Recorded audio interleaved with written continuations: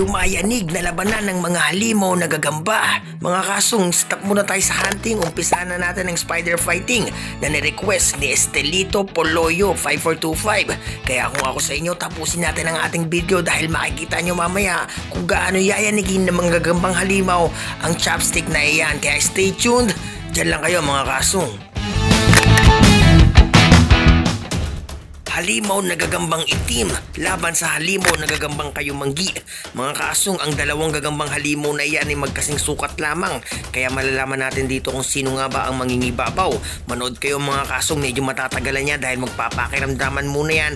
Pero mamaya talagang bakbakan ang mangyayari dyan.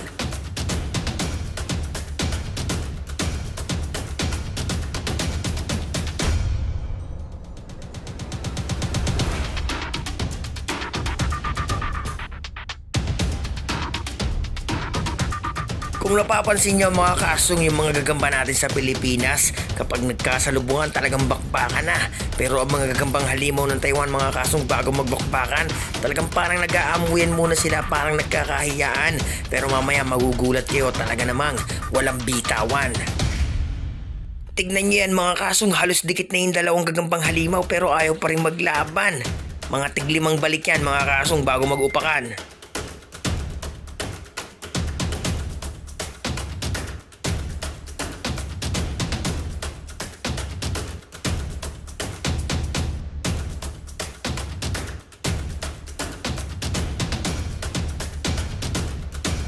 Ayun, okay, kita nyo ba yun? Halos naglalampasan lang sila. Pero ayan, nagbabakbakan na. Inumpisa na mga kasong. Ayun, mukhang nakakitis yung kulay itim. Naku, nadali yung kulay brown mga kasong.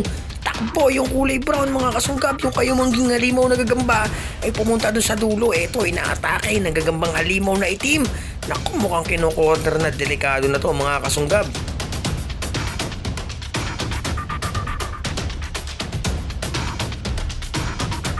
Ayan, sa mga puntong yan, mga kasong, mukhang binubuli na nung gagambang halimaw na itim yung kayumanggi nating halimaw na gagamba. Grabe, mga kasong, binanata na sa likod. Ayan, oh, hindi na yan bibitawan. Panoorin natin sa slow motion replay kung paano inatake ng gagambang itim yung kayumangging gagambang Taiwan.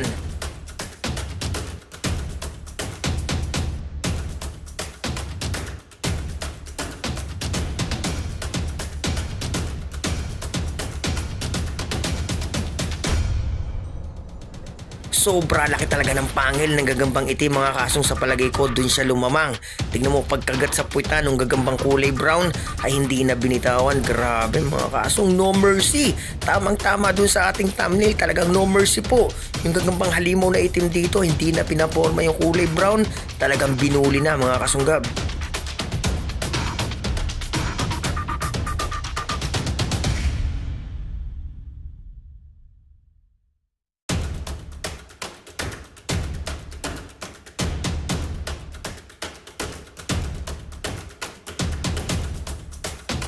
Grabe mga kaso, ayaw talaga ng bitawan, no? Papanood ko sa inyo lahat yung full video na yan. Nang sa ganun makita nyo yung legit na labanan ng mga gagambang halimaw. Ganyan lang po sila maglaban. Hindi po kasing bilis ng mga bari-bari natin sa Pilipinas. Subalit kapag ka nagkabakbaka na dyan sa stick mga kasong partida, chopstick po yan, pero ramdam mo talaga yung yanig ng bawat kilos ng mga gagambang halimaw na yan.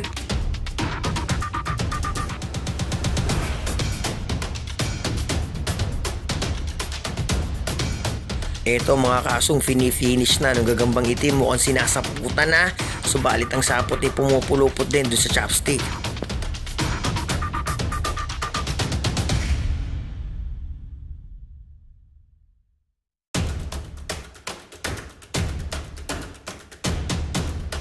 Nga pala mga kasong, sa katulad ng mga subscriber natin na si Estelito Poloyo, ay pwede rin po kayo mag-request kung ano pong video ang inyong i-request kay Kuya Kasunggab nyo. At eto, close up na natin, talagang pipilasin ng gagambang itim yung likuran ng gagambang kayumanggi. Nako, talagang lumalaban pa kasi yung kayumanggi mga kasong, ramdam niya nung itim, kapag binitawan niya talagang pipiglas pa ito.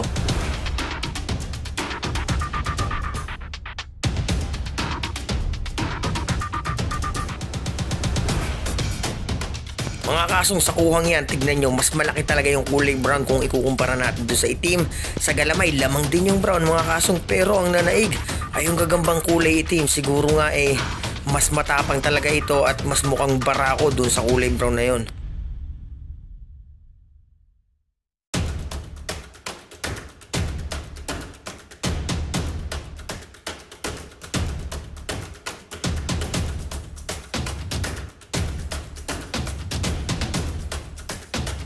Sa palagay ko, gustong-gusto ng saputan to ng kulay itim mga kasong, pero alam niya na may puwersa pa yung kulay brown. May pagkakataon pa itong makatakas mga kasong kapag inagwatan niya.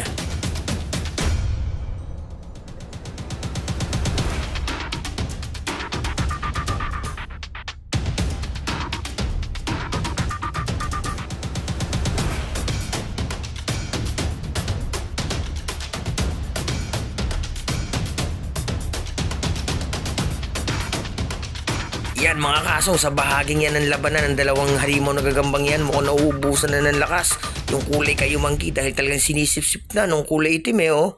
Sinipsip na ng gusto. Mapapansin nyo mamaya na lolobo po ang likuran ng gagambang itim na yan kumpara doon sa kulay brown, at maya-maya lamang ay sasaputan na yan mga kasunggab. Tignan nyo kung paano sumapot ang gagambang halimaw kung ikukumpara natin sa mga gagamba natin dyan sa Pilipinas.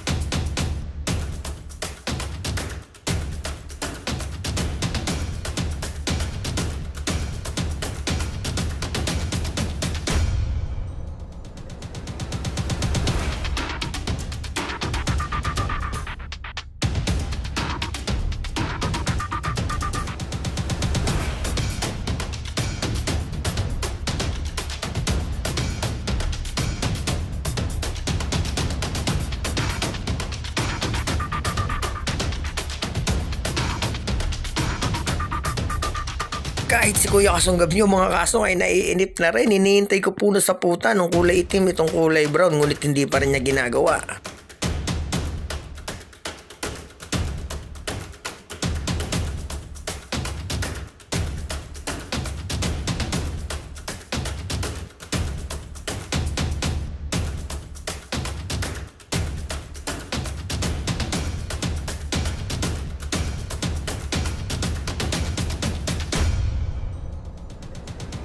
Ito mga kasong, mukhang bumago na ng pwesto yung kulay itim. Inilalim na niya yung pwesto nilang dalawa nung gagambang kulay brown, at kumikilos na rin ang mga galamay nito. Tingnan nyo mga kasong, iikot na niya ng kanyang likuran. Ayan na, sasaputan na ng gusto mga kasong. Talagang tatapusin na. Kapag nabalutan niya na yan ng buong buo, ay doon niya sisipsipin lahat ng katas nitong kulay brown mga kasunggab.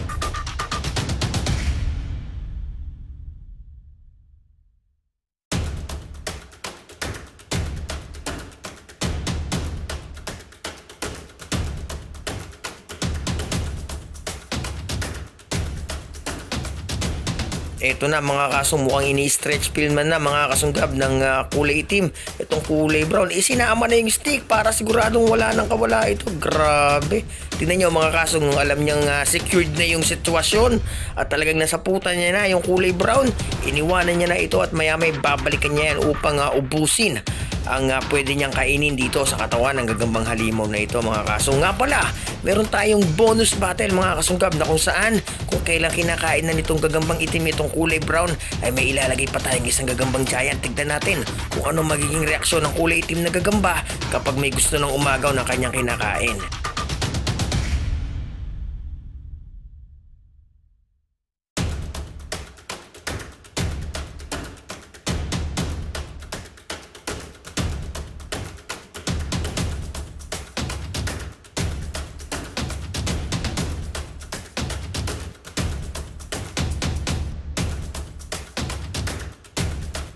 Mga kasong, ito talagang nagmumukbang na dito yung gagambang halimaw na itim, at maya-maya lamang ay ilalagay na natin yung isang gagambang halimaw kulay itim din to mga kasong bilang bonus round sa laban na ito. Tignan natin kung anong gagawin itong kumakain na gagamba kapag sinubukan ng agawin yung kanyang kinakain mga kasong. Ayan na grabe, nagpormahan, nagpakalaglag, mukhang bubuelo dito.